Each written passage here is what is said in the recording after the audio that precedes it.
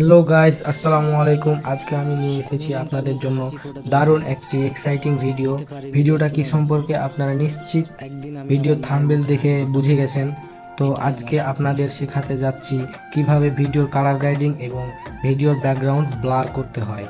তো guys, video শুরু করার আগে একটি কথা, এরকম আরও এক্সাইটিং ভিডিও এডিট শিখতে চাইলে চ্যানেলটিতে একটি লাইক এবং সাবস্ক্রাইব করে অল বেল বাটনটি অন করে দিন। তো চলুন ভিডিও শুরু করা যাক।